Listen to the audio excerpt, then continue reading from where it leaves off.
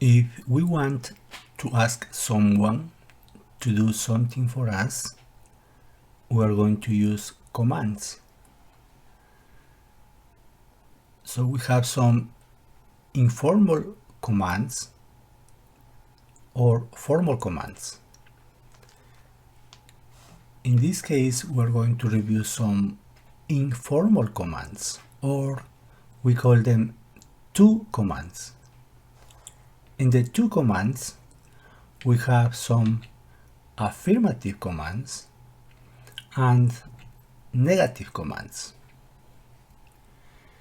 In this tutorial, we're going to review some affirmative commands, and we're going to use some regular affirmative commands because we're going to use some regular verbs to form some affirmative commands. So let's start thinking like a L conjugation to form those regular affirmative to commands because they use the ella form of the verb and the present of the indicative conjugation to form those affirmative to commands. Let's use those verbs to form some to commands. Let's use the conjugation of él, ella. The conjugation of those verbs habla, come, escribe, repite, estudia. If we want to use the command, we can use them in this way. Habla tú. Come tú.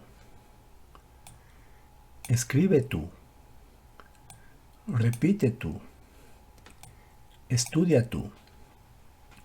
Or we can use tú habla. Tú come.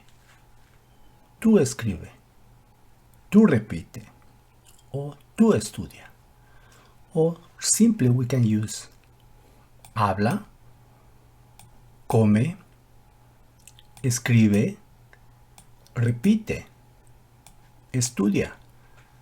All depends in the tone of the voice you are using to make a command and in the conjugation of the verb we are using. Those are the regular verbs we are using to form an affirmative to command. Also, we have some irregular affirmative commands to form some to commands. We have some acronym to make it easier as a useful memory device to remember those verbs. We have the verb tener with the command irregular command ten, venir, ven, valer, val, decir, di, salir, sal, hacer, haz, ir, ve, poner, pon, ser, sé. Those are the 9 irregular verbs that we use to form those irregular affirmative commands. Remember that to form those affirmative irregular to commands with regular verbs, we use just the third form of the conjugation of the verb and to form those irregular affirmative two commands, we use those 9 irregular verbs.